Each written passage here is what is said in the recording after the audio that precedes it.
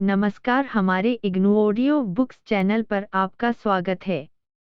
इंदिरा गांधी राष्ट्रीय मुक्त विश्वविद्यालय सतत शिक्षा विद्यालय प्रमाण पत्र कार्यक्रम पोषण एवं बाल देखभाल में सर्टिफिकेट सीएनसीसी टू बाल निगरानी सेवा का प्रबंधन खंड 5 शाला पूर्व बच्चों के लिए खेल क्रियाएं 1 इकाई 21 शारीरिक गतिविधियों तथा गतिशीलता के लिए खेल क्रियाएं 21.1 प्रस्तावना। इस इकाई में हम कुछ बाहरी तथा भीतरी खेल तथा खेल क्रियाओं का वर्णन करेंगे जो कि बच्चों को शारीरिक गतिविधियों तथा गतिशीलता के अवसर प्रदान करती हैं। जबकि इस इकाई में वर्णित क्रियाएं मुख्यतः बच्चों के शारीरिक एवं स्थूल तथा सूक्ष्म क्रियात्मक कौशलों को बढ़ावा देती है, साथ ही साथ ये क्रियाएं संज्ञानात्मक, भाषाई तथा सामाजिक विकास को भी उद्दीपित करती हैं।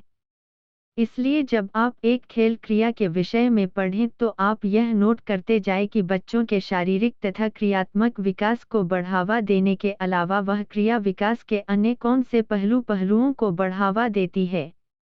उद्देश्य: इस इकाई को पढ़ने के बाद आप शारीरिक क्रिया तथा गतिशीलता प्रदान करने वाले खेलों तथा खेल क्रियाओं का महत्व बता पाएंगे। शाला पूर्व बच्चों की आयु के अनुरूप बाहरी तथा भीतरी खेलों तथा खेल क्रियाओं की योजना बना पाएंगे तथा उनका संचालन कर पाएंगे।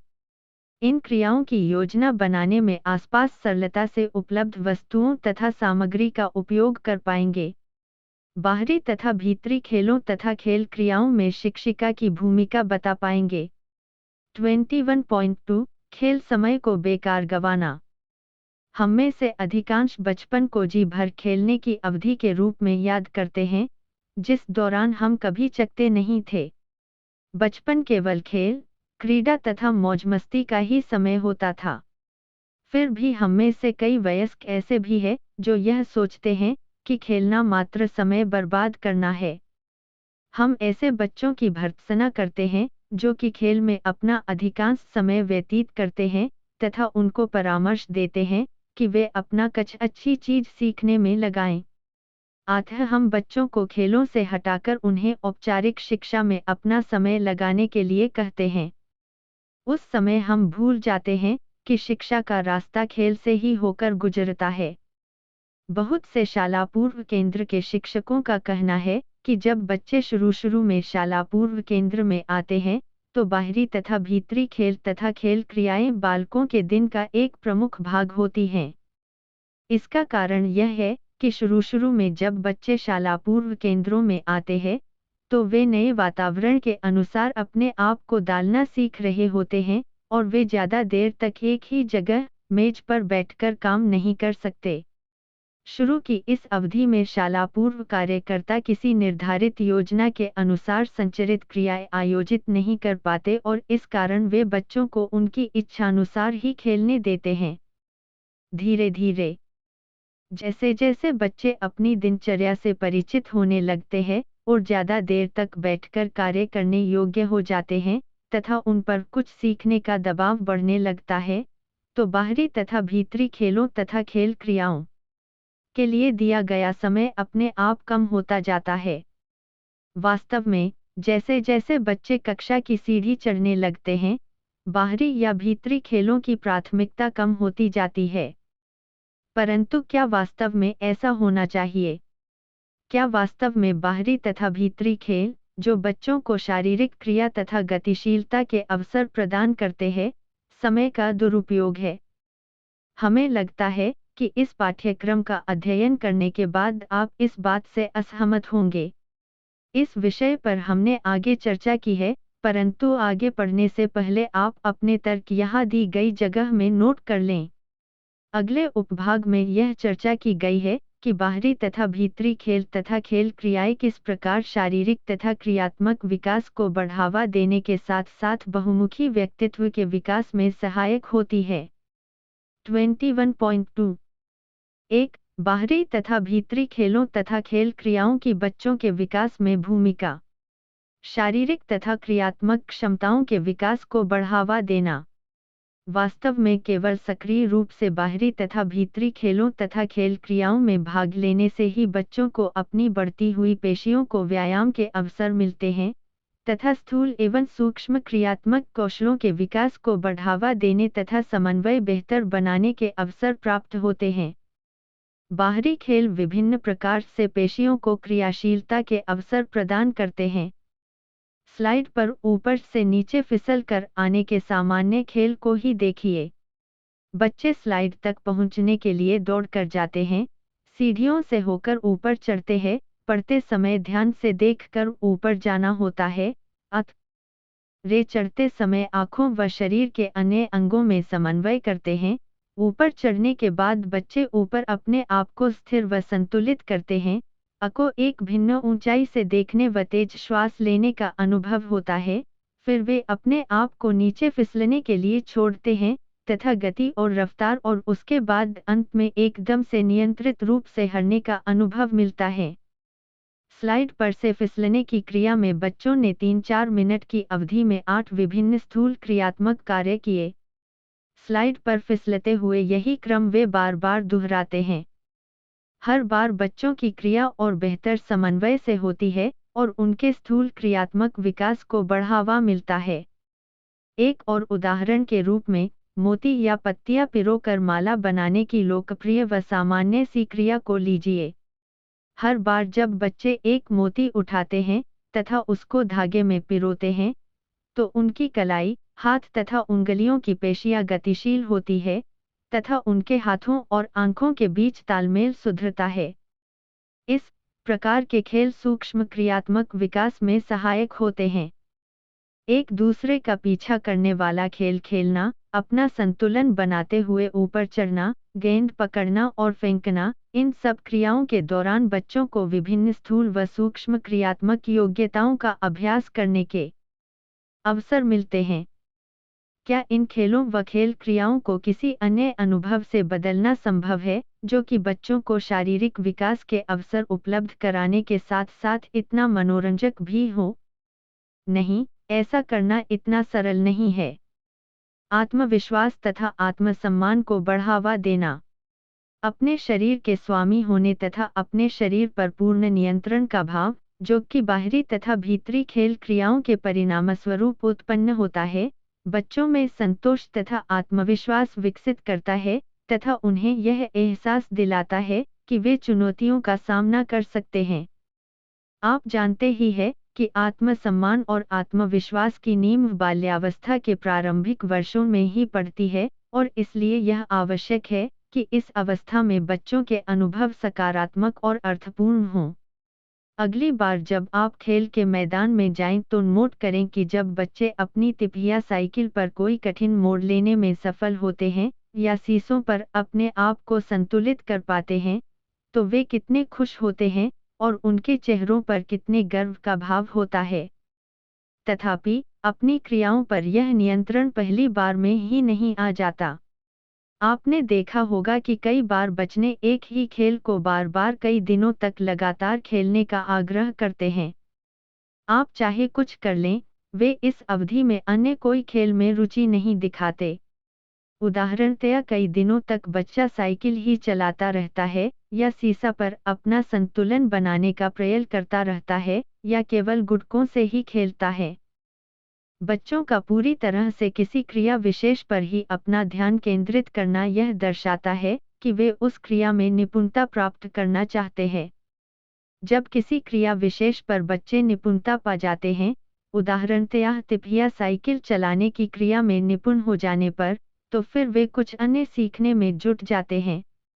निश्चय ही कुछ दिन पश्चात वे तिपहिया साइकिल पर और कठिन क्रियाएं करने का प्रयास करेंगे। सहयोग की भावना विकसित करना, हम सभी यह जानते हैं कि खेलों में प्रतिस्पर्धा निहित रहती है। सभी खिलाड़ियों में से केवल एक ही विजयी हो सकता है, चाहे यह दौड़ हो, बोर्ड पर खेला जाने वाला खेल हो अथवा सहनशक्ति आजमाने वाला काई खल पर। क्या ऐसा होना आवश्यक है? क्या सभी खिलाड़ियों के लिए जीतना संभव नहीं? क्या प्रतिस्पर्धा से बचा नहीं जा सकता? हम में से कई वयस्क प्रतिस्पर्धी व्यक्ति होते हैं और यही प्रवृत्ति हमारे बच्चों के साथ किए गए व्यवहार में आ जाती है। हम खेलों के दौरान ऐसी स्थिति उत्पन्न कर देते हैं जिसमें बच्चे एक दूसरे के प्रतिस्पर्धी बन जाते हैं, जहां हर कोई सिर्फ अपने ही बारे में सोचता है। हम इसका औचित्य यह कहकर सिद्ध करते हैं कि प्रतिस्पर्धा जीवन की आवश्यकता है और बच्चों को प्रतिस्पर्धात्मक दुनिया में अपना ख्याल रखना जल्दी ही सीख लेना चाहिए। परंतु हमें ध्यान रखना चाहिए कि हमारे जीवन के बहुत से ऐसे संबंध हैं जिनमें एक दूसरे का सहयोग आवश्यक तथा अनिवार्य है। खेल के दौरान बहुत से ऐसे अवसर आते हैं जहां बच्चे एक दूसरे से सहयोग करते हैं, और यह वयस्कों का दायित्व है कि वे बच्चों की इस भावना को बढ़ावा दें। आपने देखा होगा कि झूलों पर बच्चे एक दूसरे की मदद करते हैं। साइकिल चलाते समय भी कई बार एक बच्चा साइकिल पर बैठा होता है और दूसरा उसे धक्का देता है। यदि एक बच्चे को चोट लग जाए तो बहुत से बच्चे उसके पास आकर उसे आराम तथा सांत्वना पहुंचाने की कोशिश करते हैं। बहुत सी चीजें बच्चे देखकर सीखते हैं। यदि वे किसी को दूसरे को सहायता करते देखेंगे तो वे भी संभवतः वही करेंगे। खेल ऐसी स्थितियों उत्पन्न करते हैं जहां बच्चे एक दूसरे से सीख सकते हैं, परंतु यदि उनके ऊपर प्रतिस्पर्धा का दबाव होगा तो एक दूसरे से सीखना मुश्किल है। शिक्षिका को ऐसी स्थितियों उत्पन्न करनी चाहिए जहां बच्चे एक दूसरे की मदद कर सके और एक दूसरे से कुछ सीख सकें। खेलों में बच्चों को कई सामाजिक मूल्यों को सीखने की संभावनाएं निहित होती है। खेलों के माध्यम से बच्चे बारी से खेलना, खेल में पीछे रह गए बच्चों की मदद करना, अपने कौशलों के प्रति विनीत होना, बहुमत के निर्णय को स्वीकार करना, चाहे वह व्यक्तिगत रूप में उन्हें पसंद न हो, मैत्री भाव रखना व मदद करना, हारने पर दुखी न होना, हारने वाले को सांत्वना देना, शर्मीले व डरपोक खिलाड़ी को प्रोत्साहित करना, चीजें कम होने पर उन्हें आपस में बांटकर प्रयोग करना, किसी विषय पर बिना व्यक्तिगत दुश्मनी के तर्क वितर्क करना, किसी दूसरे को पहले बारी देना तथा ईमानदार व न्यायप्रिय बनना और कई अन्य मूल्य सीखते हैं। इसलिए प्रतिस्पर्धा को खेल में प्रमुख स्थान नहीं दिया जाना चाहिए, बल्कि इसके स्थान पर सहयोग को अधिक बल दिया जाना चाहिए।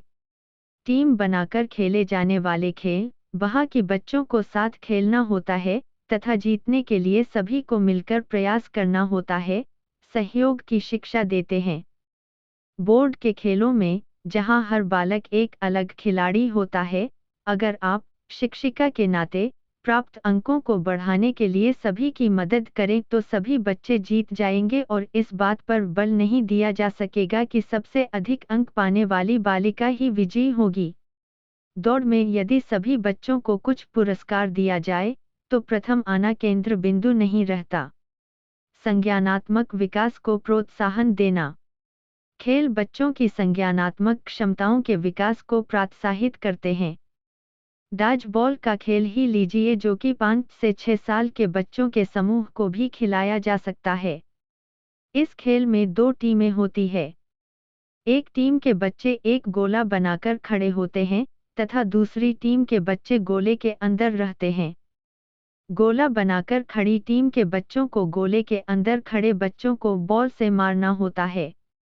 इस खेल को खेलने में कौन कौन सी विचार प्रक्रियाएं शामिल हैं, इसकी एक सूची बनाइए और उसे आगे की चर्चा से मिलाइए।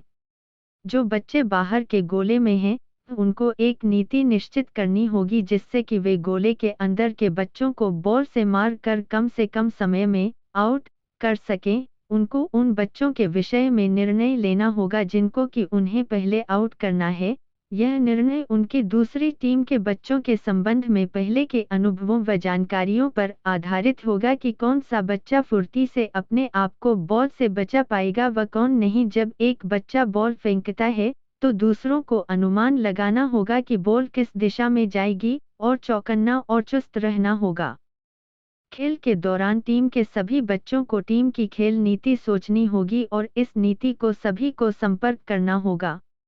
यदि उनकी पहली खेल नीति सफल नहीं रही तो उनको आपस में बातचीत कर खेल नीति को बदलना होगा।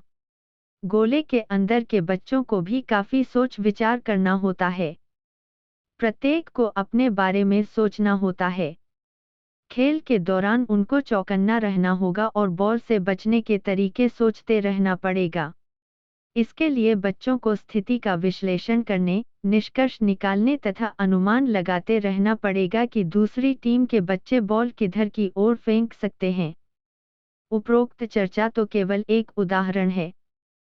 कुछ खेल बच्चों से विभिन्न क्रियाओं को याद रखने की अपेक्षा करते हैं, कुछ नीति निर्धारण पर बल देते हैं, तो कुछ अन्य अनुमान लगाते रहने की अपेक्षा करते हैं।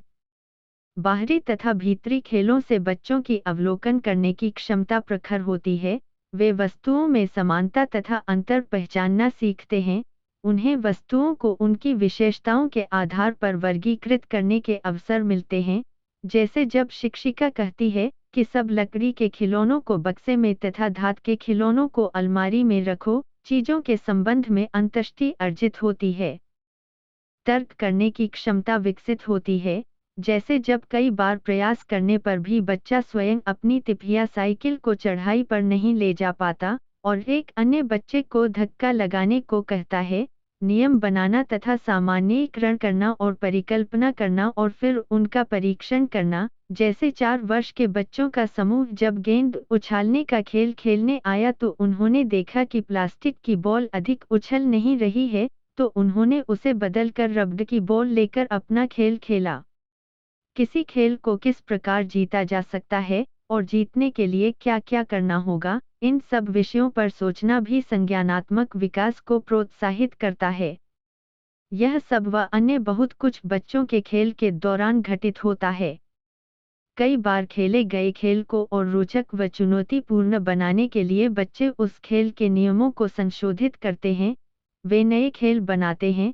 वे खेल के दौरान स्वयं को विभिन्न भूमिकाओं में, जैसे डॉक्टर, पुलिस, चोर, माँ, अध्यापिका, ढालते हैं और ऐसा करते हुए अपनी कल्पना शक्ति व सृजनात्मकता की बुलंदियां छूते हैं। खेलों के दौरान बहुत कुछ सीखा जाता है और कई दिशाओं में समझ विकसित होती है।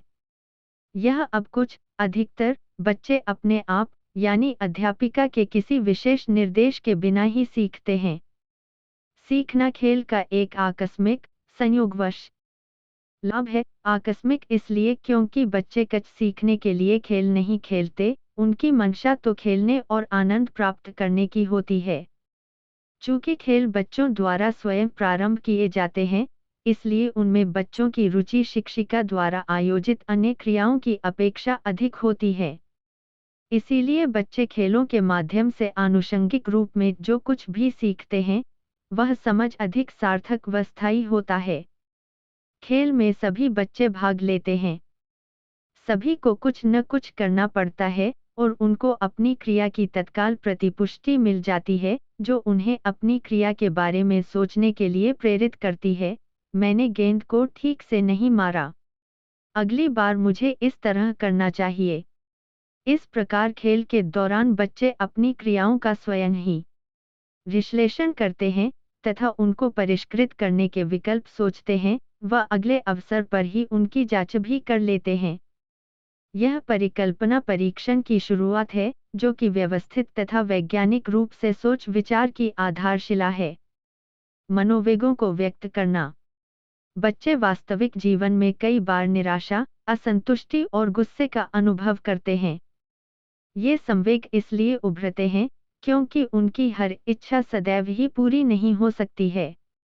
खेल ऐसी स्थितियां उत्पन्न कराते हैं जहां बच्चे वास्तविक जीवन में हो रही घटनाओं को अभिनीत कर सकते हैं और अपनी उन अनुभूतियों तथा मनोवेगों को व्यक्त कर सकते हैं जो कि वे संभवतः वास्तविक जीवन में लोगों के साथ नहीं कर सकते। कुछ ऐसे खेल होते हैं जिनमें एक प्रमुख खिलाड़ी होता है तथा अन्य बच्चों को जो वह करता है वही करना होता है। ऐसे खेल उस बच्चे को, जो कि उस खेल में प्रमुख है, कुछ समय के लिए खेल में नेतृत्व करने का अवसर प्रदान करते हैं और बच्चे को शक्तिशाली होने का आभास दिलाते हैं। शक्तिशाली महसूस करने के ये अवसर, चाहे वे अल्प अवधि के ही क्यों न हों, बच्चे के लिए जो कि बड़ों के बीच में अपने आप को कई बार शक्तिरहित महसूस करता है, बहुत उत्साहवर्धक हो सकते हैं। एक भीरू शर्मीली बालिका, जिसे अन्य बच्चे अक्सर दबा कर रखते हों, खेल के दौरान कुछ समय के लिए उस खेल की नियंत्रक बन सकती है और अन्य बच्चों से खेल के नियमों के अंतर्गत वह काम करवा सकती है जो कि वह चाहती हो। खेल जब बिना किसी डर या दबाव के खेले जाते हैं, तो वे बच्चों में सहज स्फूर्ति, सृजनात्मकता तथा सामाजिक मूल्यों को प्रोत्साहित करते हैं। खेलों को प्रतिस्पर्धात्मक नहीं बनने देना चाहिए क्योंकि उससे बच्चों पर दबाव पड़ता है और वे बेचैनी का अनुभव करते हैं। 21. 3. शारीरिक गतिविधियों तथा गतिशीलता के लिए खेल क्रियाओं के दौरान पालनकर्ताओं की भूमिका। सामान्यतः शारीरिक क्रियाओं तथा गतिशीलता के लिए आयोजित क्रियाएं मुक्त खेल क्रियाएं होती हैं, जिनमें बच्चे स्वयं यह चुनाव करते हैं कि वे क्या खेलना चाहते हैं। इन खेल क्रियाओं की रूपरेखा निर्धारित करने तथा उनके संचालन में शिक्षिका की भूमिका संरचित खेल क्रियाओं, जिनके संबंध में आप आगे की इकाइयों में पढ़ेंगे, की तुलना में काफी कम रहती है। इस कारण कभी कभी यह गलत धारणा बन जाती है कि बाहरी तथा भीतरी मुक्त खेल क्रियाओं में पालनकर्ता की भूमिका लगभग नहीं के बराबर है और वह बच्चों की देखरेख में ढील दे सकते हैं। बच्चों के साथ संरचित खेल क्रियाएं आयोजित कर, जिसमें शिक्षिका का काफी समय तथा मेहनत लगती है, शिक्षिका कभी कभी बच्चों के बाहरी तथा भीतरी मुक्त खेल क्रियाओं के दौरान ढीली पड़ जाती है। कई बार ऐसा होता है कि दो शिक्षिकाएं एक साथ एक ही समय पर किसी बाहरी खेल क्रिया की योजना बना लेती हैं और उनमें से एक शिक्षिका बच्चों की देखरेख करती है तथा दूसरी अपने निजी अधूरे कार्य निपटाती है। निम्नलिखित कारणों से यह ठीक बात नहीं है। प्रथम, बाहरी तथा भीतरी मुक्त खेल ऊर्जस्वी होते हैं और इस कारण जब बच्चे पूरे जोर शोर से शारीरिक क्रियाओं में लगे होते हैं, तो वहाँ कुछ छोटी मोटी दुर्घटना होने की संभावना रहती है। पालनकर्ता को संभावित दुर्घटनाओं को रोकने के लिए हर समय लगातार चौकने रहने की आवश्यकता होती है। दूसरा, बच्चों के खेल का पर्यवेक्षण करने के लिए शिक्षिका की आवश्यकता होती है। उसकी आवश्यकता खेल सामग्री व उपकरण, जो कि सीमित संख्या में उपलब्ध है, वितरित करने या बच्चों को बारी बारी से खिलाने के लिए हो सकती है। कई बार ऐसा होता है कि ऊर्जस्वी खेल में संलग्न एक बच्चों का समूह एक अन्य समूह के बच्चों, जो कि शांत खेल में संलग्न हैं, के निकट ही अपना ऊर्जस्वी खेल प्रारंभ कर देता है। ऐसी स्थिति में दोनों समूहों में आपस में झगड़ा होने की संभावना बनी रहती है। ऐसे में पालनकर्ता स्थिति को पहले से ही समझकर बच्चों को शुरू से ही एक दूसरे से थोड़ी दूरी पर खेलने के लिए कह सकती है। तीसरा, मुक्त खेल के दौरान बच्चों के अनुभवों को दिशा देने तथा बच्चों द्वारा खेल के दौरान की गई खोजों को बच्चों को समझाने के लिए भी शिक्षिका की उतनी ही आवश्यकता होती है जितनी कि संरचित खेलों के दौरान। निम्नलिखित घटना इस तथ्य को स्पष्ट रूप से दर्शाती है। बच्चों के एक समूह ने, जो कि बाहर खुले में खेल रहा था, खेल के दौरान एक घोंघा देखा। उसके संबंध में जानने की उत्सुकतावश पहले उन्होंने उसे दूर से देखा। जब उन्हें लगा कि यह उन्हें कोई नुकसान नहीं पहुंचाएगा, तो वे घोंघे के पास गए और यह सोचकर कि यह भी किसी तरह का पत्थर है, वह उसे पैर से ठोकर मारने ही वाले थे कि शिक्षिका ने उन्हें देख लिया। उसने उन्हें बताया कि वह क्या है। बच्चों की रुचि अब घोंघे में बढ़ गई और उन्होंने उसे अपनी कक्षा में ही रखने का निर्णय लिया। घोंघा जब अपने खोल शेल में से निकला, तो बच्चे बहुत रोमांचित हुए। उन्होंने घोंघे को कुछ दिनों के लिए अपने पास ही रखा, वे उसे खाना खिलाते थे और उसके बारे में बातें करते थे। यदि पालनकर्ता प्रारंभ में ही बच्चों की गतिविधियों के प्रति सचेत न होती, तो बच्चे घोंघे के बारे में जानने का एक अच्छा अवसर खो देते। एक अन्य घटना में एक नर्सरी स्कूल के खेल के मैदान में स्लाइड फिसलना एक पेड़ के नीचे लगाई गई थी। मार्च के महीने में पेड़ पर से सेम की तरह की पकी की फलियां जमीन पर गिरनी शुरू हो गई। तेज हवा वाले दिन बहुत सी फलियों स्लाइड पर खेलते बच्चों के आसपास गिरती हुई इन फलियों ने एक बच्ची को आकर्षित किया। उसने इन्हें इकट्ठा किया और शिक्षिका के पास ले गई। उसके बाद कुछ अन्य बच्चों व शिक्षिका ने कई फलियों इकट्ठी की और उनको ले जाकर कक्षा में रख लिया।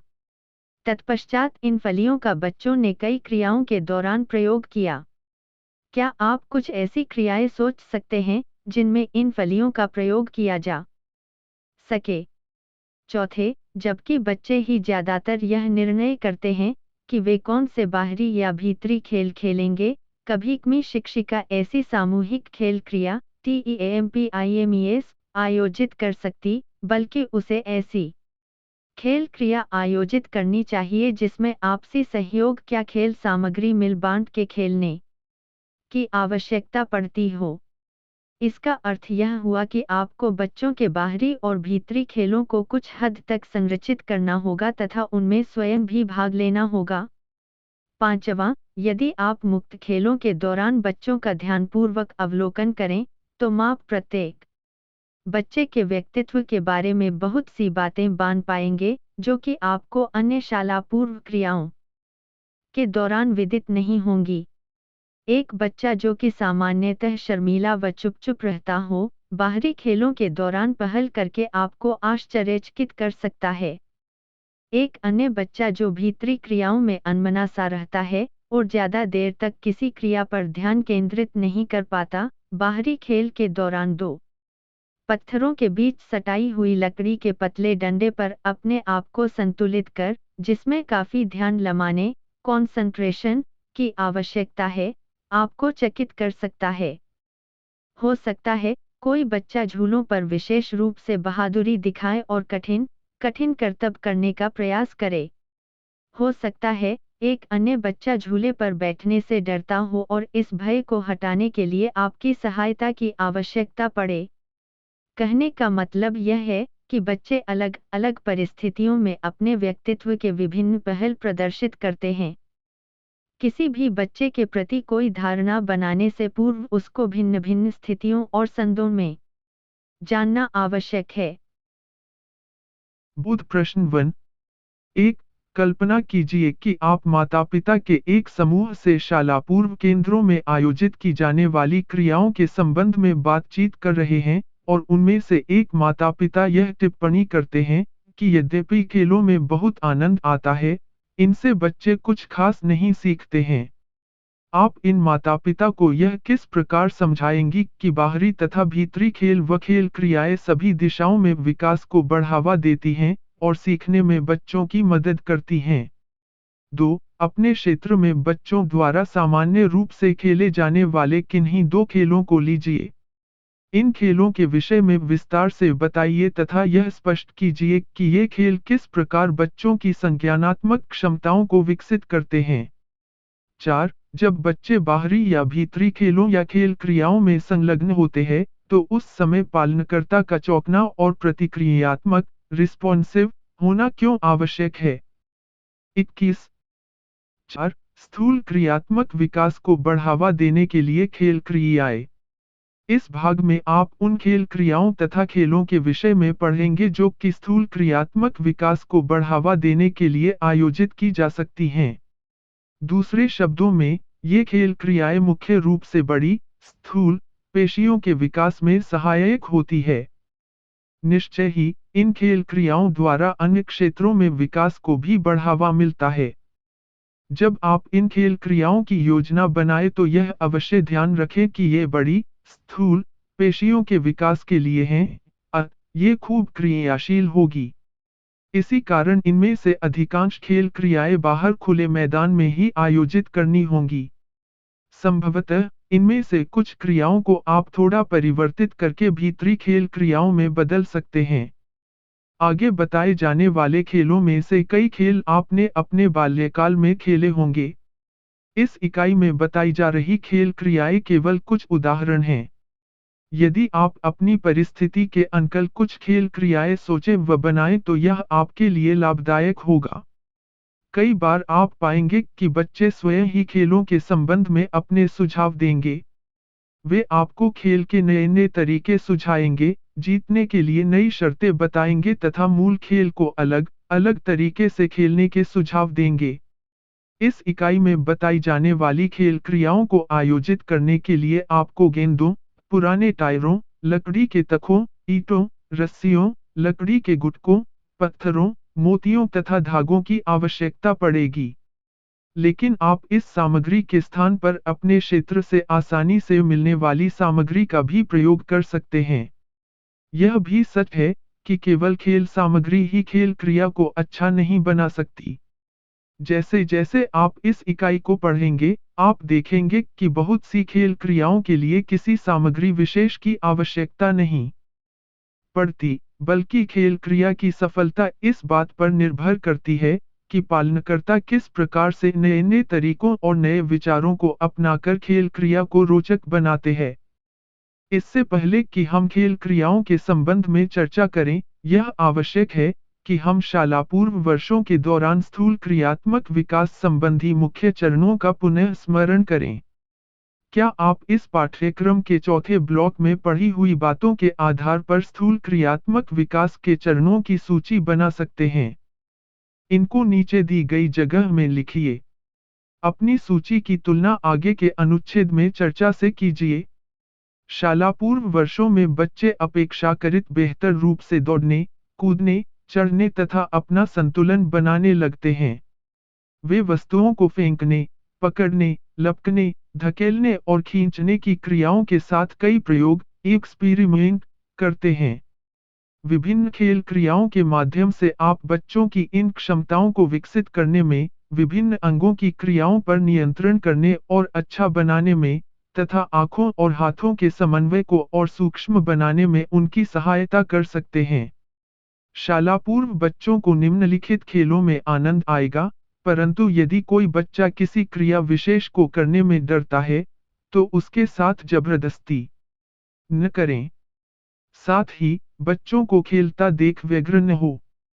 हम में से कई लोग बच्चों को रस्सी से झूलते या ऊंचाई से कूदते देखकर डर जाते हैं और तनाव महसूस करते हैं। परंतु सामान्यतः बच्चे अपनी योग्यता से अधिक करने की चेष्टा नहीं करते और हमें उनके निर्णय पर भरोसा होना चाहिए। हाँ, इस बात से हमारा तात्पर्य यह भी नहीं है कि आप सावधानी न बरतें। बाहरी खेलों में पीछा करने, पकड़ने, कूदने, ढूंढने, चढ़ने, दौड़ लगाने तथा अभिनय करने आदि क्रियाएं सम्मिलित होती हैं। आइए, अब कुछ ऐसे खेलों के बारे में पढ़ें जिनमें ये क्रियाएं सम्मिलित हैं। 21.4 1. दौड़ने, पीछा करने, घुटनों के बल चलने तथा कूदने वाले खेल। शाला पूर्व बच्चे स्वयं ही उन खेल क्रियाओं में भाग लेने लगते हैं जिनमें दौड़ना, कूदना व पीछा करना आदि सम्मिलित होता है। कमरे के एक सिरे से दूसरे सिरे तक भागते, दौड़ते, उछलते और कूदते हुए उनकी खुशी साफ नजर आती है। ऐसे खेलों के आयोजन जो इस प्रकार के अवसर प्रदान करते हैं, बच्चों की गतिशीलता की आवश्यकता को पूरा करते हैं। छोटे शाला पूर्व बच्चे एक समूह में खेल सकते हैं, परंतु अधिकतर उनको अन्य बच्चों के साथ सहयोग करने में कठिनाई होती है। इसलिए, जबकि आप ऐसे खेल आयोजित कर सकते हैं, जहां बच्चे साथ साथ हों, उन्हें समूह में रहते हुए स्वतंत्र रूप से खेलने का अवसर प्रदान करना चाहिए।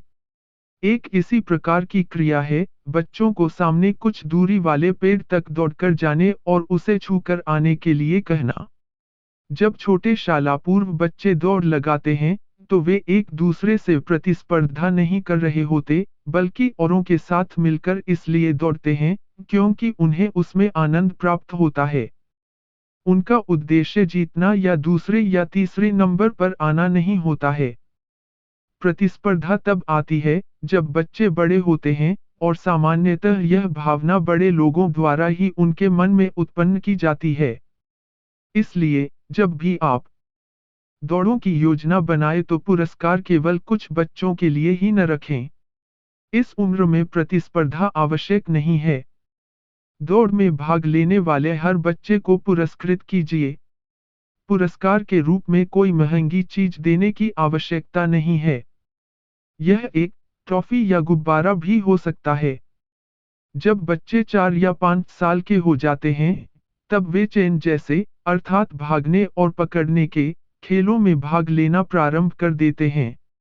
जब पकड़ा गया बच्चा अन्य पकड़े गए बच्चों का हाथ थाम लेता है और फिर वे दोनों मिलकर अन्य बच्चों को पकड़ने की कोशिश करते हैं, तो यह चेन श्रृंखला चेन का रूप ले लेती है।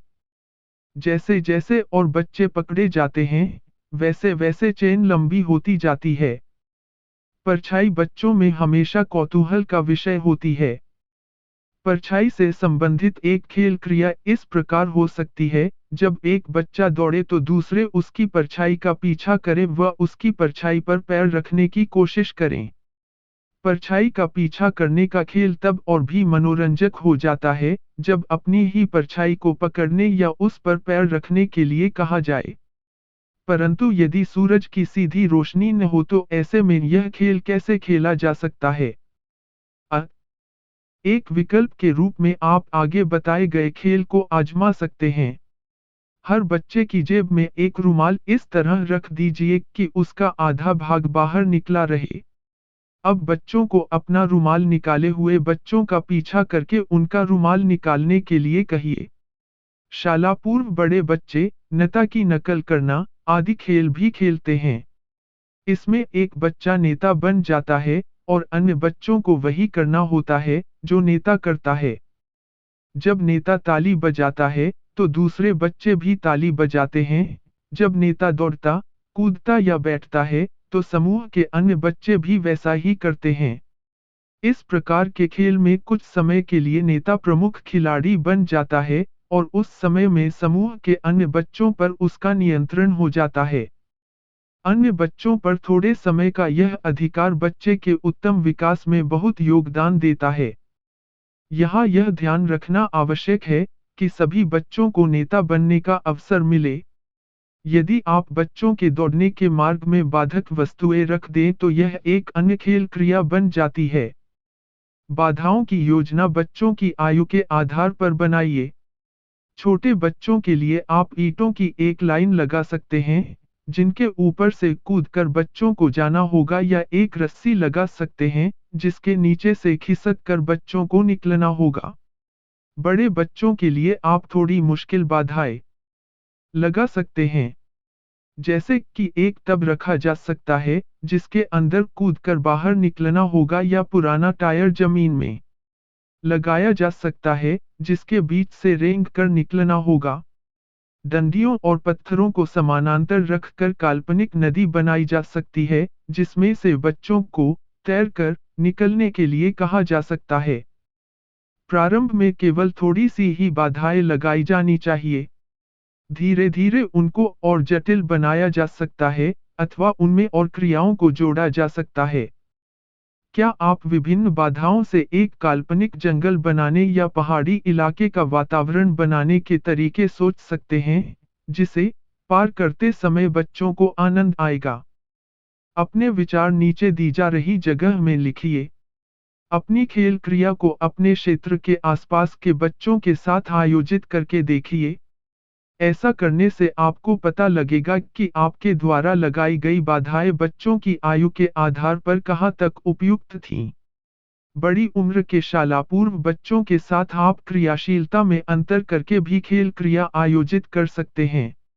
उनको खरगोश की तरह उछलने या हाथी की तरह चलने के लिए कहिए। उनको तेज दौड़ने या धीरे चलने के लिए कहिए। जब बच्चे इन क्रियाओं से परिचित हो जाएं तो आप ऐसी क्रिया की योजना बनाएं जिसमें बच्चों को दो क्रियाएं मिलाकर करने की आवश्यकता हो, जैसे उनको एक निश्चित दूरी तक कछुए की तरह चलने तथा उसके आगे घोड़े की तरह दौड़ने के लिए कहिए। बच्चों को धड़ाम से गिरना या लुढ़कना अच्छा लगता है। आप खेल के दौरान इसके बहुत से अवसर दे सकते हैं। इस प्रकार की क्रियाएं बच्चों को अपने शरीर के प्रति सजग करती है तथा बड़ी पेशियों के नियंत्रण को बढ़ावा देने में सहायक होती हैं। बच्चों को अपनी पीठ के बल लेटकर लुढ़कने को कहिए। शुरू में उनको ज्यादा दूर तक जाने के लिए मत कहिए, क्योंकि इससे उन्हें चक्कर आ सकता है। बच्चों को अलग अलग ऊंचाइयों से कूदने के लिए कहिए। पहले कम ऊंचाई से कूदने के लिए कहिए। यदि बच्चे आसानी से वहां से कूद जाएं तो ऊंचाई थोड़ी सी बढ़ा दीजिए। इस बात की सावधानी बरतें कि कूदने की जगह रेतीली हो, नहीं तो बच्चों को चोट लग सकती है। बच्चों को कूदने का अभ्यास कराने के लिए आप आगे बताई जा रही क्रिया आयोजित कर सकते हैं। थोड़ी थोड़ी दूरी पर लगे पेड़ों या खंभों के बीच एक रस्सी बांधिए। अब बच्चों को इसके ऊपर से कूद कर निकलने या नीचे से रेंग कर निकलने के लिए कहिए। धीरे धीरे रस्सी की ऊंचाई बढ़ाइए। आपने अक्सर बच्चे को सड़क पर एक छड़ी की मदद से टायर को दौड़ाते हुए देखा होगा। पुराने पिसे हुए टायर खेलने के लिए अच्छी सामग्री हैं और इनका उपयोग बच्चों को दौड़ने व कूदने आदि का अभ्यास देने के लिए किया जा सकता है। यदि आप टायरों को जमीन पर लिटा दें तो बच्चे इनके बीच कूद सकते हैं। धीरे धीरे टायरों के बीच की दूरी बढ़ाई जा सकती है और इस प्रकार क्रिया को थोड़ा कठिन बनाया जा सकता है। आप इस क्रिया के लिए ईंटों का प्रयोग भी कर सकते हैं। यदि आप कुछ टायरों को खड़ा कर रेत में आधे आधे दबा दें तो एक ढांचा तैयार हो जाएगा जिसमें से बच्चे लेटकर निकल सकते हैं, उनके ऊपर से कूद सकते हैं, उनके ऊपर चढ़ सकते हैं और चल सकते हैं। आप दबाए गए टायरों को कम या ज्यादा दबाकर उनकी ऊंचाई घटा बढ़ा सकते हैं। 21.4 2. लुक्का छिपी के खेल। एक सर्वदा लोकप्रिय खेल है लुक्का छुपी जिसमें एक बच्चा अन्य छुपे हुए बच्चों को ढूंढता है। जो बच्चा सबसे पहले ढूंढा जाता है, उसे अगली बार अन्य बच्चों को ढूंढना होता है। जब बच्चे एक दूसरे को दरवाजे के पीछे, पलंग के नीचे या छत पर ढूंढते हैं, तो यह खेल बच्चों की स्थान संबंधी संकल्पना व दूरियों की समझ को विकसित करता है। समूह में खेला जाने वाला खेल होने के कारण यह खेल आपसी सहयोग को बच्चे को ढूंढने के लिए नीति निर्धारित करने की अपेक्षा करते हैं। यह खेल संज्ञानात्मक योग्यताओं के विकास को भी प्रोत्साहित करता है। जब बच्चे छुपने व ढूंढने या पीछा करने जैसे खेलों को खेलते हैं, तो जो बच्चा अन्य बच्चों को ढूंढ या पकड़ रहा होता है, उसको एक अलग व्यक्ति के रूप में काम करना होता है, जबकि अन्य बच्चे समूह में एक साथ होते हैं। कुछ बच्चे ढूंढने वाले बच्चे के रूप में काम करने में संकोच कर सकते हैं, तथा खेल के समय उनको प्रोत्साहन व सहायता की आवश्यकता होती है। ऐसी स्थिति में आपको या तो नियमों को थोड़ा लचीला बनाने की आवश्यकता पड़ सकती है, या खेल को थोड़ी देर रोकना पड़ सकता है, या आत्मविश्वास की कमी वाले बच्चे को विजयी बनाकर उत्साहित करके उसका संकोच दूर करने का अवसर दिया जा सकता है। यदि खेल बहुत देर तक चलता रहे तो बच्चों की उसमें रुचि समाप्त होने लगती है। खेल की मनःस्थिति, मूड को हल्के फुल्के स्तर पर रखें। बच्चों को खेल में आनंद आना चाहिए, न कि एक दूसरे से होड़ लगानी चाहिए। समूह में खेले जाने वाले खेल कुछ बच्चों को अच्छे लगते हैं, परंतु अन्य के लिए तनाव का कारण बन सकते हैं। ऐसे खेलों को खेलने के लिए बच्चों पर जोर न डालिए। जब वे उनमें भाग लें, तो उन्हें नियमों का पालन करने, निर्देशों को सुनने, तथा टीम के अन्य सदस्यों के साथ सहयोग करने के लिए प्रोत्साहित कीजिए। ढूंढने का एक अन्य खेल आगे बताए जा रहे तरीके से भी खेला जा सकता है। किसी चीज को कमरे में या बाहर कहीं छुपा दीजिए व बच्चे को उसे ढूंढने के लिए कहिए। जब वह उस चीज की दिशा में जाने लगे या उसके विपरीत दिशा में बढ़े तो उसको ठीक तरफ जाने के लिए कुछ संकेत दीजिए जिससे वह उस चीज को ढूंढ सके। 21.4 3. धीमी गति तथा संतुलन बनाए रखने से संबद्ध खेल क्रियाएं। अब तक जिन खेलों के विषय में हमने बताया वह ऐसे खेल हैं, जिनमें बच्चों से तेजी से चलना, दौड़ना व पीछा करना आदि अपेक्षित होता है। ऐसी क्रियाएं जो बच्चों से धीमे चलने की अपेक्षा करती हैं, वे बच्चों को गति पर नियंत्रण करने में सहायता करती हैं। अपनी गति पर नियंत्रण कर पाना एक ऐसा कौशल है, जो शालापूर्व बच्चे अभी सीखना प्रारंभ कर रहे हैं। आप कई ऐसी खेल क्रियाएं आयोजित कर सकते हैं, जिनमें बच्चों को अपनी एड़ियों या पंजों पर, धीमे से या आवाज के साथ, छोटे कदमों से या बड़े कदमों से, तेजी से या धीरे से चलने के लिए कहा जा सकता है। उनको कहा जा सकता है, कि वे यह सोच कर चलें जैसे कि दे पानी पर, रेत पर या कांटों पर चल रहे हों। एक ऐसा ही खेल निम्न प्रकार का हो सकता है, बच्चों को एक घेरा बनाने के लिए कहिए और आप उसके बीच में खड़े हो जाइए।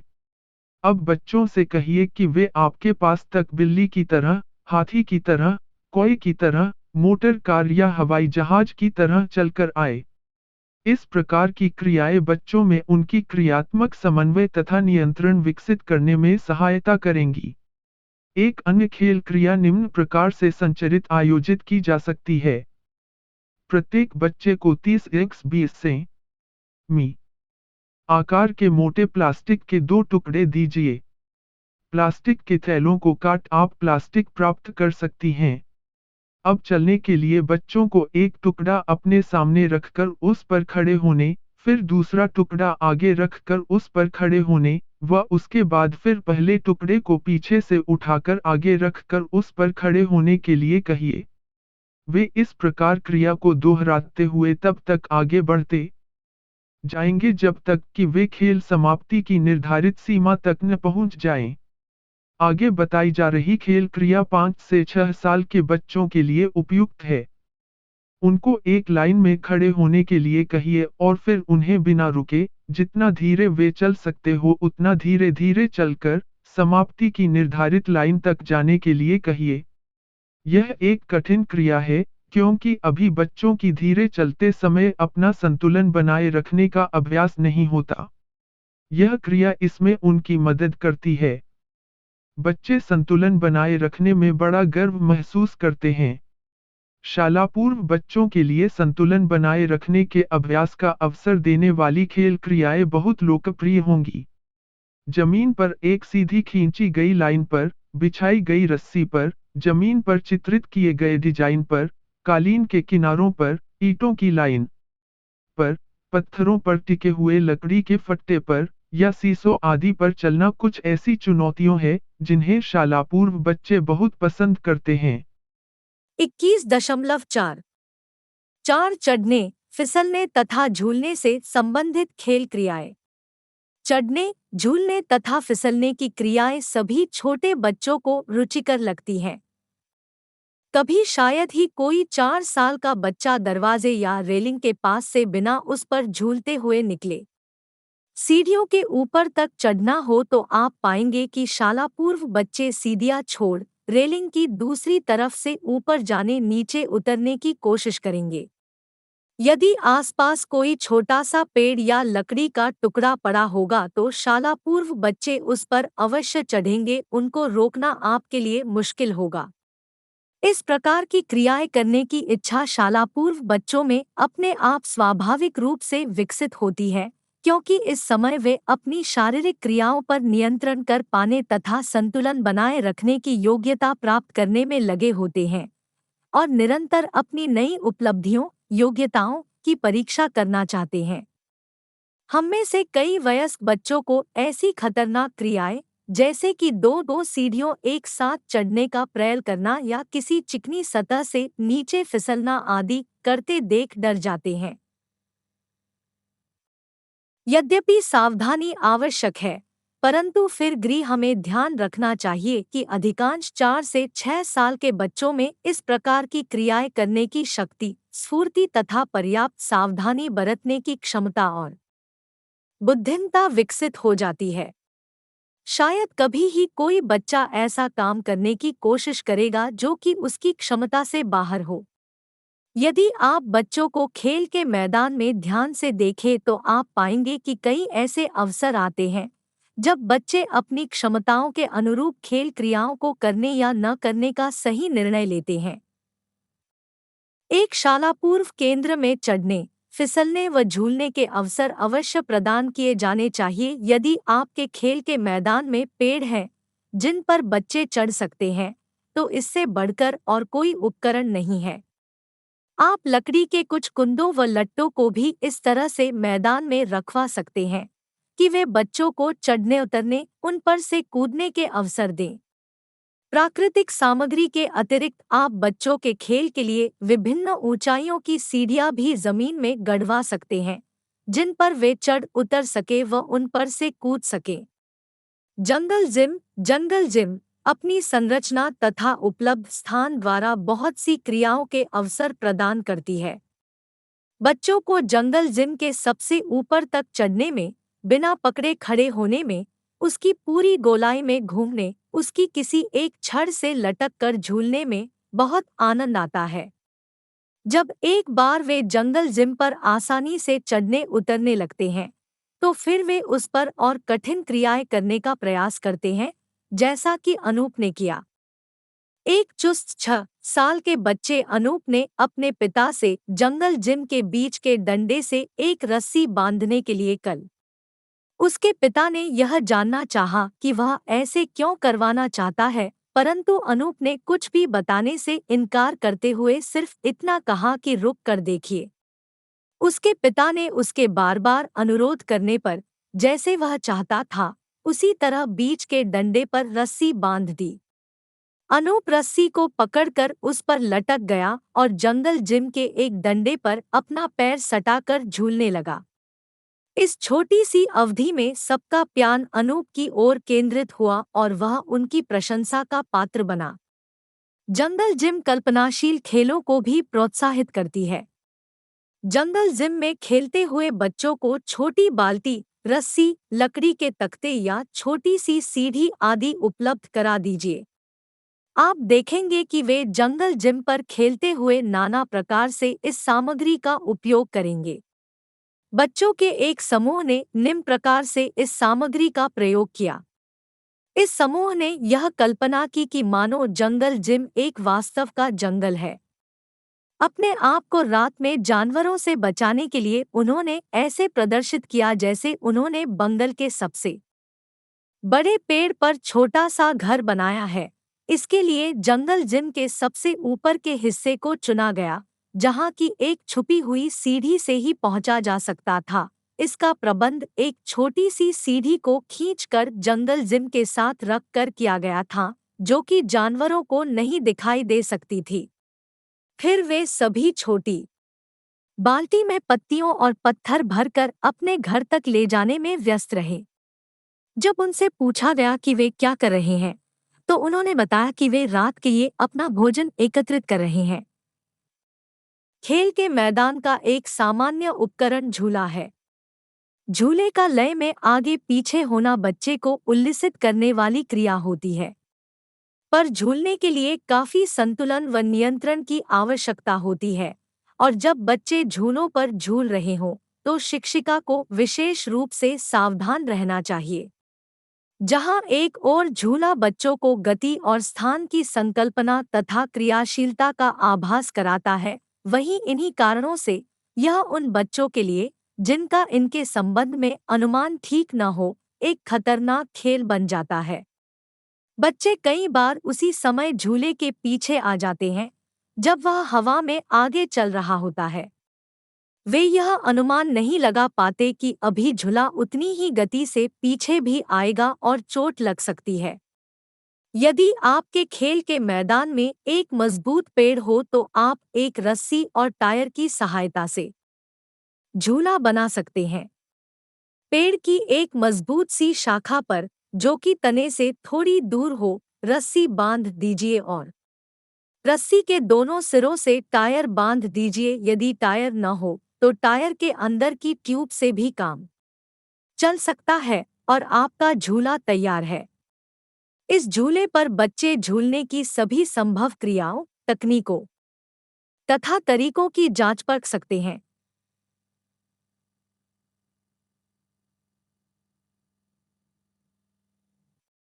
स्लाइड भी एक उपकरण है जो कि बच्चों को बहुत अच्छा लगता है। स्लाइड पर बच्चे कभी तेज गति से तो कभी धीमी गति से फिसलते हैं, और खेलते समय बच्चे भिन्न भिन्न प्रकार की गतियों से परिचित होते हैं तथा संतुलन बनाने व स्वयं पर नियंत्रण रखना सीखते हैं। जब बच्चे सामान्य तरह से फिसलना सीख जाते हैं और उसमें दक्षता प्राप्त कर लेते हैं, तो वे उसके साथ नए नए प्रयोग करने लगते हैं।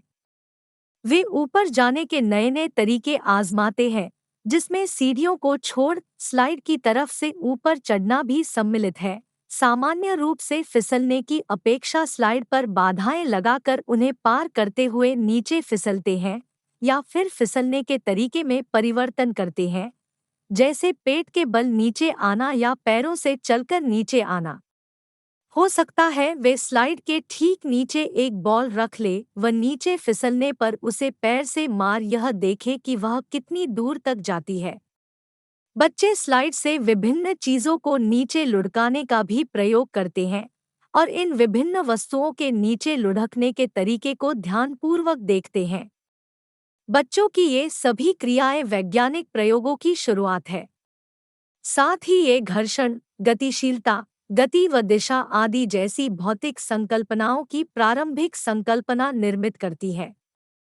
हालांकि वयस्कों की भांति उनकी ये संकल्पनाएं परिपक्व नहीं होती और न ही उन्हें यह आभास है कि वे कोई निश्चित प्रयोग कर रहे हैं।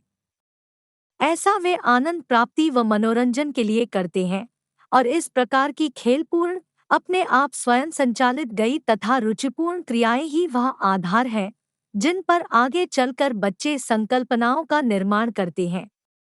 यदि आप खेल के मैदान में सामान्य रूप से पाई जाने वाली स्लाइड का प्रबंध नहीं कर सकते, तो आप ईंटों तथा लकड़ी के या धातु के फट्टे का प्रयोग करके स्वयं स्लाइड बना सकते हैं। फट्टे के नीचे दोनों ओर अलग अलग ऊंचाई तक ईंटें लगाकर फट्टे को एक तरफ से ऊंचा उठाकर व एक तरफ से नीचा रखकर स्लाइड बनाया जा सकता है, जैसा कि नीचे चित्र में दिखाया गया है। एक अलग ऊंचाई व स्तर पर बनाए जाने के कारण यह स्लाइड सामान्य स्लाइड से भिन्न प्रकार का होगा। इस प्रकार के स्लाइड पर बच्चों को पंजों पर या एड़ियों पर चलने में आनंद आएगा। संभव है वे अपने सिर पर एक छोटा लकड़ी का टुकड़ा संतुलित करके चलने का प्रयास करें और इसी प्रकार के तरह तरह के प्रयोग करें। जब बच्चे इस प्रकार की स्लाइड के अभ्यस्त हो जाएं, तो आप स्लाइड की ऊंचाई बढ़ा सकते हैं। इस बात का ध्यान रखें कि स्लाइड के किनारे तेज व नुकीले न हों। भिन्न भिन्न ऊंचाइयों के सीसो बच्चे की जगह, स्पेस की संकल्पना को एक और दिशा में बढ़ाते हैं तथा संतुलन, भार तथा गुरुत्वाकर्षण का अनुभव कराते हैं। सीसो भी बच्चे को विभिन्न प्रकार का प्रयोग करने के अवसर देता है। दोनों किनारों पर बच्चों का बैठकर झूलना तो इसके इस्तेमाल का एक आम और सामान्य रूप है। आपने बच्चे को इसके आलंब, फुलक्रम के पास खड़े होकर अपना संतुलन बनाने का प्रयास करते हुए देखा होगा। बच्चे सीसो के ऊपर एक तरफ से चलकर दूसरी तरफ से नीचे की ओर आते हैं।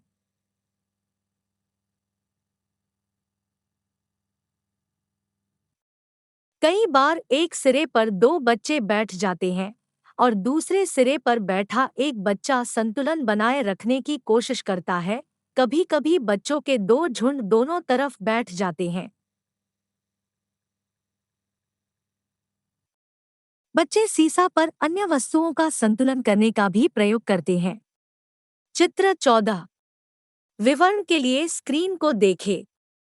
वह क्षेत्र जहां इस प्रकार के फिसलने, झूलने तथा संतुलन बनाए रखने के उपकरण लगाए जाए, वह घास वाला या रेतीला होना चाहिए ताकि बच्चों को चोट न लगे। 21.4 5 पकड़ने, फेंकने तथा पैर से मारने के खेल। ऐसे खेल जिनमें गेंद को पकड़ने, फेंकने तथा पैर से मारने की अपेक्षा की जाती है, बच्चों में सर्वाधिक लोकप्रिय होते हैं। गेंद का प्रयोग भीतरी तथा बाहरी दोनों प्रकार की खेल क्रियाओं में किया जा सकता है। गेंद का भिन्न भिन्न खेलों में भिन्न भिन्न रूप में प्रयोग किया जा सकता है, जैसे गेंद का पीछा किया जा सकता है, उसे सतह से उछाला जा सकता है, उसे पकड़ा, फेंका, पैर से मारा तथा लुढ़काया जा सकता है। छोटे शालापूर्व बच्चों को गेंद फेंकने तथा सतह से उछालने में आनंद आता है। गेंद को लुढ़का दीजिए और फिर देखिए कि बच्चे कैसे उसके पीछे दौड़ते हैं। आप आगे बताए अनुसार एक अन्य खेल की भी योजना बना सकते हैं। कर्सियों और मेज़ों की सहायता से एक सुरंग सी बना लीजिए और इस सुरंग के दोनों सिरों पर एक एक बच्चे को बिठा दीजिए। एक सिरे पर बैठे बच्चों को दूसरे सिरे पर बैठे बच्चे की ओर सुरंग में से गेंद लुढ़काने को कहिए। इस प्रकार खेल चलता रहता है। जैसे जैसे बच्चों के क्रियात्मक कौशल विकसित होते जाएं, वैसे वैसे सुरंग को लंबा करके खेल को कठिन बनाया जा सकता है। बड़े शाला पूर्व बच्चों के साथ आप नीचे बताए गए थोड़े कठिन खेल आयोजित कर सकते हैं। बच्चों को एक लाइन में अपने पैर अलग अलग करके खड़े होने के लिए कहिए ताकि एक सुरंग बन जाए। फिर लाइन के प्रारंभ में खड़े बच्चे को पैरों से बनी सुरंग में से गेंद को अपने पीछे खड़े बच्चे की ओर लुढ़काने को कहिए, जो फिर उसी प्रकार गेंद को अपने पीछे खड़े बच्चे के पास लुढ़काए। इस प्रकार गेंद को लुढ़काने का क्रम जारी रहे और जब गेंद लाइन में खड़े अंतिम बच्चे के पास पहुंच जाए तो वह दौड़कर अपनी लाइन में सबसे आगे जाकर खड़ा हो जाए और गेंद लुढ़काने की प्रक्रिया को फिर से प्रारंभ करे। इस प्रकार खेल जारी रह सकता है। गेंद लुढ़काने के तरीके को बदल दीजिए, जैसे अब सिर के ऊपर से फेंकने के लिए कहिए और यह एक नया खेल बन गया। इस प्रकार के खेल बच्चों को स्थान के संबंध में संकल्पना बनाने में मदद करते हैं तथा बीच में से, ऊपर से, पीछे से, सामने से, नीचे से आदि शब्दों का अर्थ समझने में मदद करते हैं। एक उपयुक्त गेंद का प्रयोग करके बच्चों को गेंद फेंकने तथा पकड़ने का अभ्यास कराइए। छोटी व सख्त गेंद के स्थान पर एक बड़ी व हल्की गेंद शाला पूर्व के छोटे बच्चों के लिए विशेष रूप से उपयुक्त रहेगी, क्योंकि इसे जब ऊपर फेंका जाता है तो यह धीरे धीरे नीचे आता है और बच्चों को इसे पकड़ने के लिए तैयार होने का पर्याप्त समय मिल जाता है। जब इस क्रिया को आयोजित करें तो अपने पास 2-3 गुब्बारे जरूर रखें। जैसे जैसे बच्चे इस खेल को खेलने में उन्नति करते जाएं, वैसे वैसे आप इसे कठिन बना सकते हैं। उनको कहिए कि गुब्बारे बटा गेंद को पकड़ने से पहले एक बार ताली बजाए या जमीन पर एक बार अपना पैर मारे। गेंद को ऊपर फेंकने और फिर उसे पकड़ने में अधिक कौशल की आवश्यकता है। बच्चों को इसका अनुमान लगाना होगा कि गेंद कहाँ आएगी और उसी के अनुसार उपयुक्त जगह पर खड़ा होना होगा। यह कौशल शाला पूर्व के बाद के वर्षों में विकसित होता है। गेंद व गुब्बारे के अतिरिक्त आप इस प्रकार के खेल के लिए कोई मुलायम सा बैग भी बना सकते हैं। कोई मजबूत सा कपड़े का थैला ले लीजिए और उसको अखबार, कतरनों, बीजों तथा सखी फली के बीजों, रुई आदि से भरकर उसका दूसरा सिरा सिल दीजिए। हाँ, यह गेंद उछलेगी नहीं, परंतु गेंद पकड़ने के खेलों के लिए यह उपयुक्त रहेगी। शाला पूर्व वर्षों में बच्चे अपने दोनों पैरों में समन्वय कर पाना भी सीखते हैं। वे आसपास पड़ी किसी भी चीज को पैर से मारते हैं। ऐसे खेल जो पैर से गेंद या किसी अन्य वस्तु को मारने के अवसर उपलब्ध कराएं, पालनकर्ता द्वारा आयोजित किए जाने चाहिए। शाला पूर्व बच्चों के लिए फुटबॉल खेलना कठिन है, क्योंकि वे एक ही समय में दौड़ना व पैर से गेंद को मारना, यह दोनों क्रियाएं समन्वित नहीं कर सकते। क्या आप शाला पूर्व के बच्चों के लिए कोई और खेल सोच सकते हैं जो शाला पूर्व बच्चों को गेंद या अन्य इसी प्रकार की सामग्री से खिलाए जा सके व बच्चों की इस कौशल को विकसित करने में सहायता करें? एक ऐसा खेल जिसके माध्यम से बच्चे अपने पैरों में समन्वय कर पाना सीखते हैं, आगे बताए अनुसार खेला जा सकता है। हर बच्चे के पैर के टखने से एक मध्यम आकार का गुब्बारा बांध दीजिए। फिर बच्चों को एक दूसरे के गुब्बारे को अपने पैर से दबाने व फोड़ने व साथ साथ अपने पैर पर बंधे गुब्बारे को बचाने के लिए कहिए। यह खेल तभी आयोजित किया जाना चाहिए जब गुब्बारे बहुत महंगे न हो तथा आसानी से उपलब्ध हों। 21. 5 सूक्ष्म क्रियात्मक विकास के लिए खेल क्रियाएं।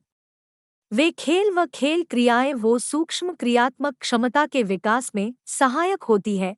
उन्हें खेलने की इतनी जगह की आवश्यकता नहीं होती जितनी कि पहले भाग में स्थूल क्रियात्मक क्षमता के विकास के लिए बताई गई खेल क्रियाओं के लिए होती है।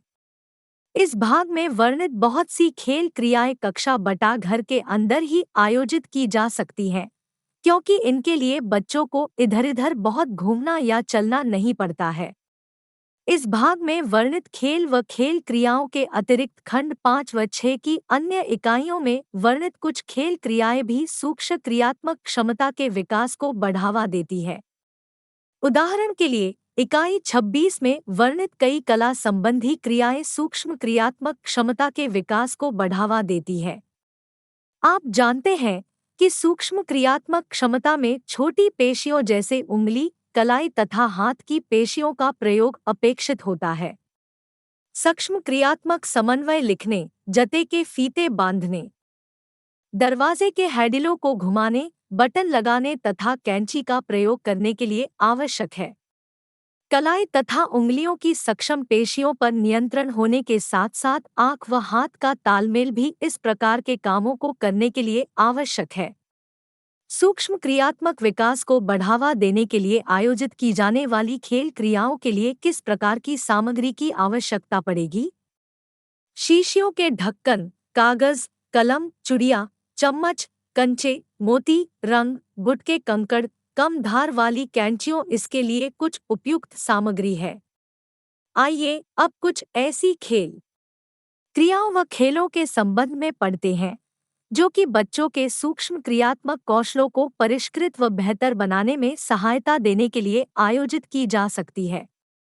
21.5 एक धागे में पिरोने की क्रियाएं। बच्चों को पत्तियों इकट्ठी करने के लिए कहिए और उनको एक डोरी या धागा दे दीजिए। धागे में पत्तियां पिरोकर गले में पहनने के लिए माला बनाई जा सकती है। इसके अलावा पत्तियों के स्थान पर मोती पिरोने के लिए दिए जा सकते हैं। पिरोने संबंधित एक अन्य क्रिया निम्न है। कार्डबोर्ड में काट कर छेद बना दीजिए और बच्चों को रंग बिरंगे रिबन, धागा या लेस देकर उनको कार्डबोर्ड में कटे छेदों में पिरोने को कहिए। इससे कई रोचक डिजाइन बनेंगे। आप बच्चों को कार्डबोर्ड पर ड्राइंग करने के लिए भी कह सकती हैं। बाद में आप बच्चों द्वारा बनाई गई तस्वीर के चारों तरफ छेद करके बच्चों से उन छेदों में रिबन या धागा डालने के लिए कह सकते हैं। जब बच्चे इनमें धागा डालेंगे तो देखेंगे कि उनके द्वारा बनाई गई ड्राइंग पर किनारा बन गया है और वे यह देखकर बहुत प्रसन्न होंगे। शाला पूर्व के बड़े बच्चों के लिए धागा पिराने की क्रिया आगे बताए जा रहे तरीके से और भी चुनौतीपूर्ण बनाई जा सकती है। मोटे कागज का एक टुकड़ा लीजिए और उसे बीच से मोड़कर आधा आधा कर लीजिए, फिर नीचे दिए चित्र के अनुसार मोड़ की तरफ से उसे काट लीजिए। मोड़ को अब खोलिए। कागज अब नीचे दिखाए अनुसार लगेगा। अब एक कागज लीजिए और 1-1 इंच चौड़ी कई पट्टियों काट लीजिए। इन पट्टियों को बच्चों को देकर नीचे दिखाए अनुसार काटे गए कागज में पिरोने को कहिए। यदि पट्टियां रंग बिरंगी होगी तो और रोचक डिजाइन बनेंगे। 21 मई 2002 कंकड़ों, मोतियों तथा बीजों के प्रयोग से आयोजित की जा सकने वाली क्रियाएं कंकड़ों, मोतियों, बीजों या इसी प्रकार की अन्य छोटी छोटी वस्तुओं से काम करने से बच्चे उंगलियों के प्रयोग में समन्वय तथा नियंत्रण कर पाने योग्य हो जाते हैं। आप इन खेल सामग्रियों का प्रयोग करके अनेक प्रकार की खेल क्रियाएं आयोजित कर सकते हैं। बच्चों को कंकड़, मोती व बीज दीजिए और उन्हें इन तीनों को अलग कर 3 ढेरियों बनाने के लिए कहिए। इस प्रकार की क्रियाओं से बच्चों को वर्गीकरण की संकल्पना समझने में भी सहायता मिलेगी। पत्तों तथा बीजों से कोलाज बनाया जा सकता है। ऐसी वस्तुओं को कागज पर चिपकाने से बच्चों का सूक्ष्म पेशियों पर नियंत्रण बढ़ता है। दूसरे शब्दों में सूक्ष्म क्रियात्मक विकास को बढ़ावा मिलता है। जमीन पर कुछ आकृतियां बनाइए और बच्चों को इन आकृतियों की बाह्य रेखा पर कंकड़, पत्तियों, कंचे, शीशियों के ढकने, बीज तथा इसी प्रकार की कोई सामग्री रखने के लिए कहिए। यह क्रिया आंख तथा हाथ के समन्वय को बढ़ावा देगी तथा बच्चों की आकृति संबंधी संकल्पना को विकसित करने में सहायक होंगी।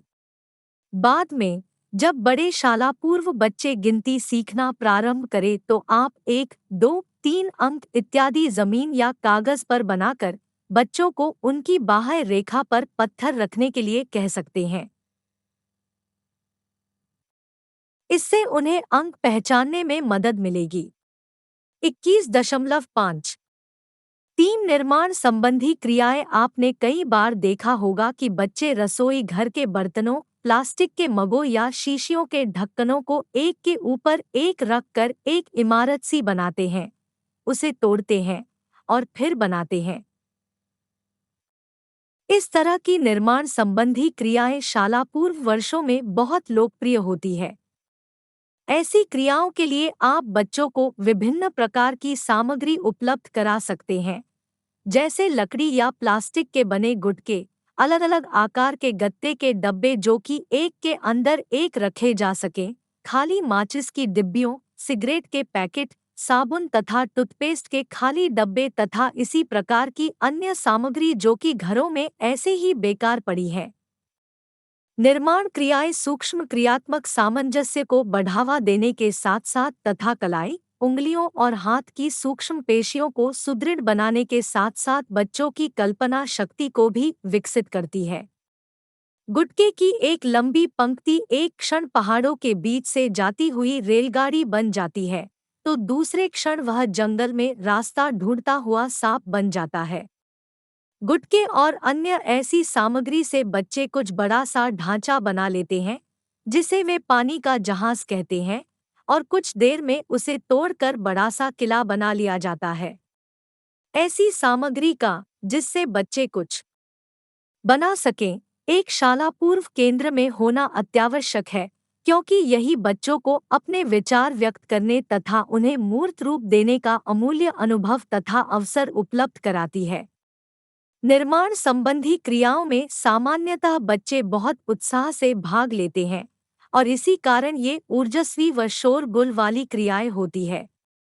ये क्रियाएं बच्चों को अपनी मनोवेगों व भावनाओं को व्यक्त करने का अवसर भी प्रदान करती हैं। जब वे कुछ बनाते हैं, फिर उसे बिगाड़ते हैं या गुटकों व डिब्बों को एक दूसरे पर फेंकते हैं, तो उनके अपने भारियों को व्यक्त करने का अवसर मिलता है। इस प्रकार के खेल सहयोग को बढ़ावा भी देते हैं तथा एक साथ खेलते हुए बच्चों को एक दूसरे के दृष्टिकोण समझने का अवसर भी प्रदान करते हैं। साथ ही ये निर्माण संबंधी क्रियाएं बच्चों की मिलाने की, वर्गीकरण करने की तथा एक जैसी वस्तुओं को ढूंढने जैसी संज्ञानात्मक क्षमताओं को बढ़ावा देती है।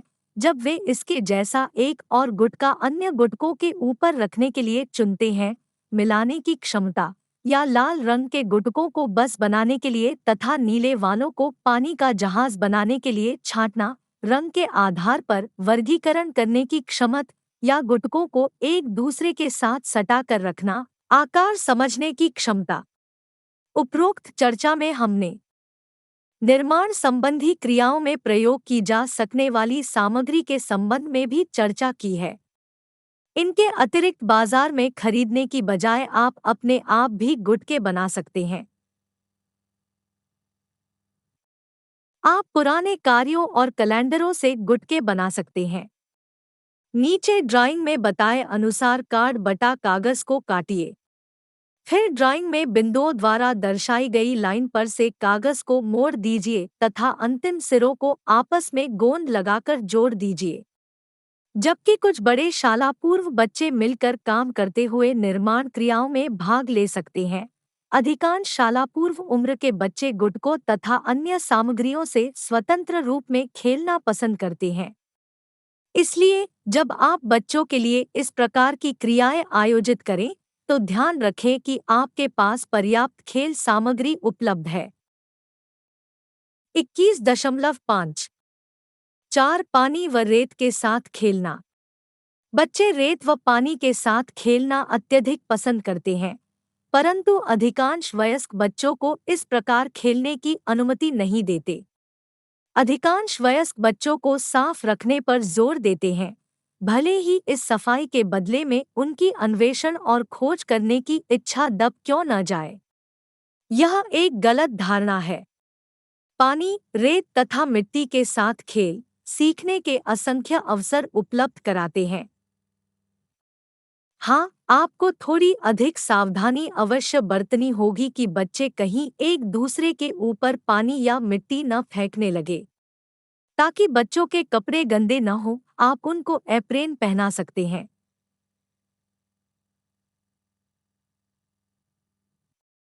खेल के उपरांत उनके हाथ, पैर तथा मुंह अवश्य धुलाएं।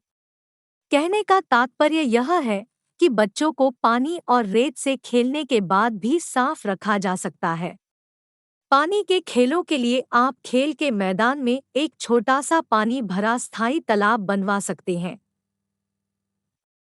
या फिर आप पानी को बड़े तथा कम गहरे टब में भर सकते हैं।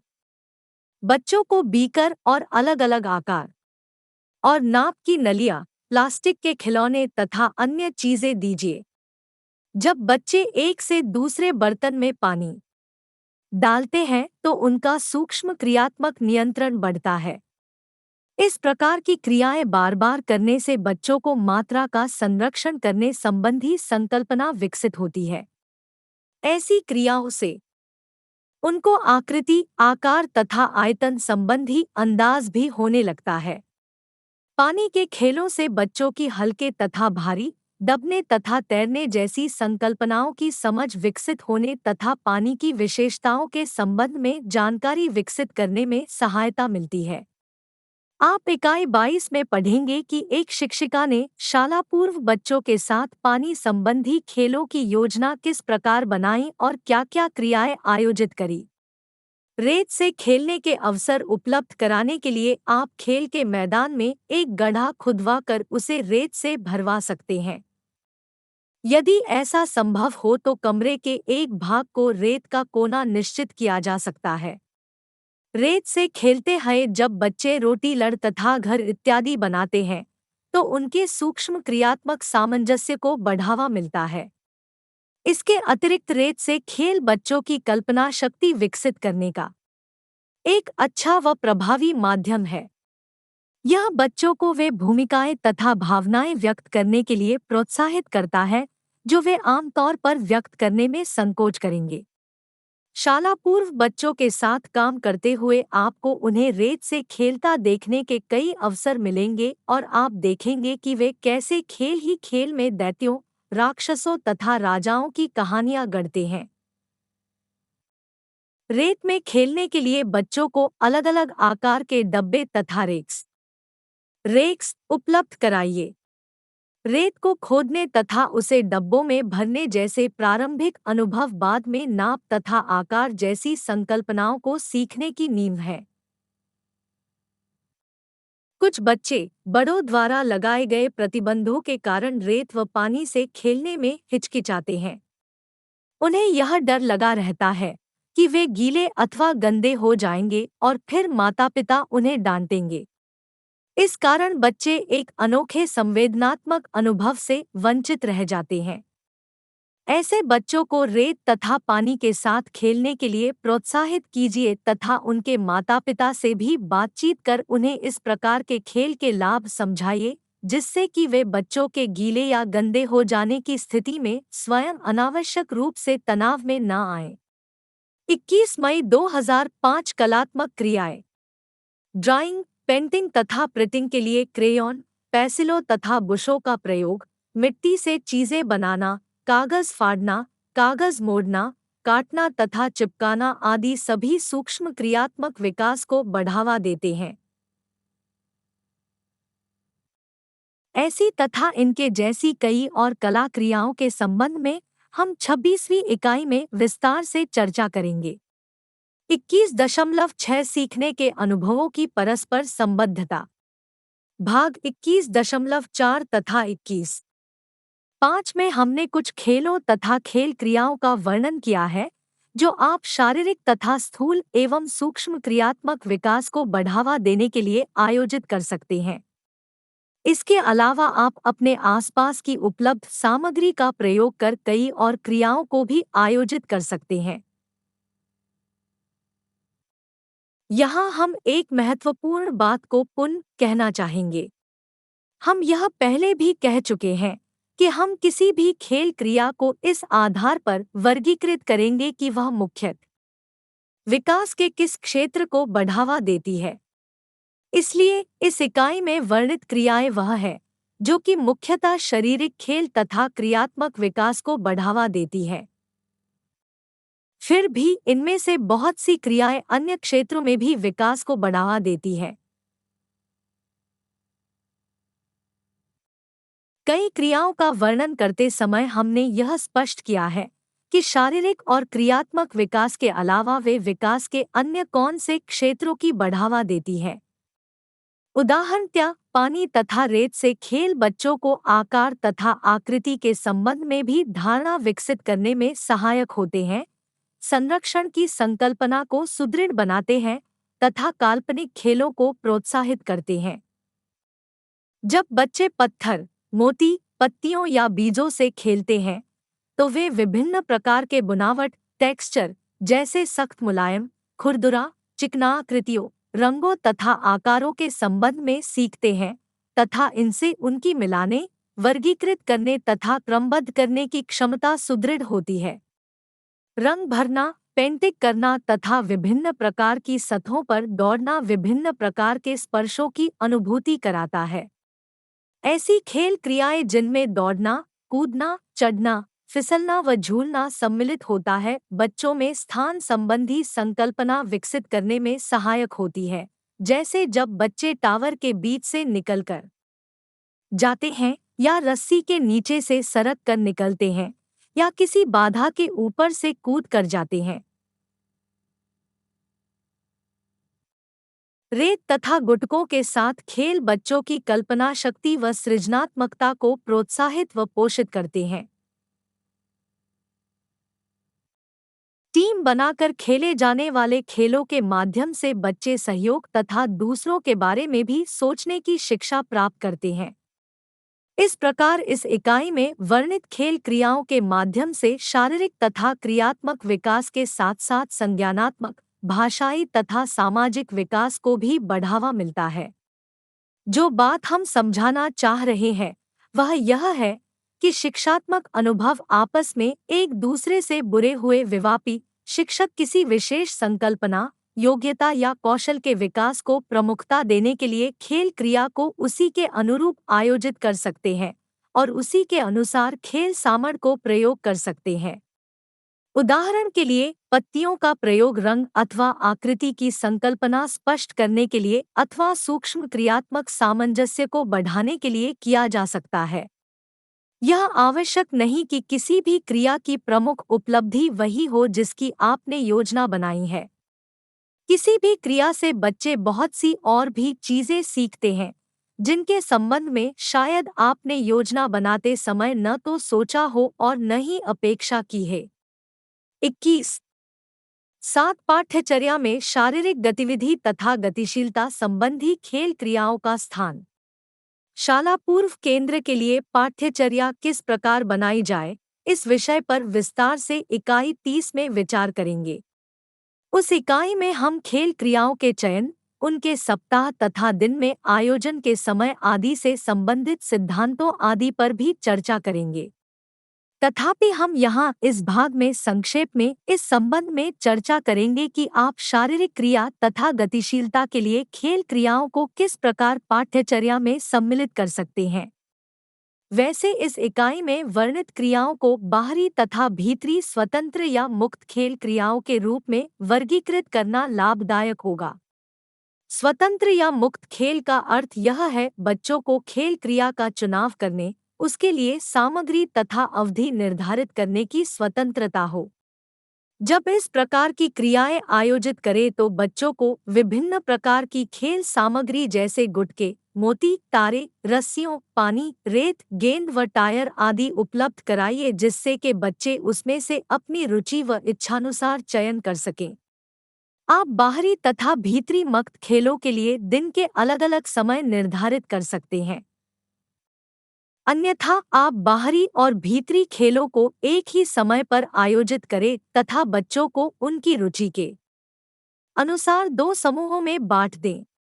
जैसा कि 21.3 भाग में जोर देकर बताया गया है, स्वतंत्र खेल क्रियाओं का यह अर्थ नहीं है कि उनके दौरान शिक्षिका की कोई भूमिका नहीं होती या वह बच्चों का ध्यान रखने में ढील दे सकती है। 21.8 सारांश। इस इकाई में आपने विभिन्न बाहरी तथा भीतरी खेल क्रियाओं जो कि मुख्यतः शारीरिक तथा स्थूल व सूक्ष्म क्रियात्मक विकास को बढ़ावा देती है के संबंध में पढ़ा।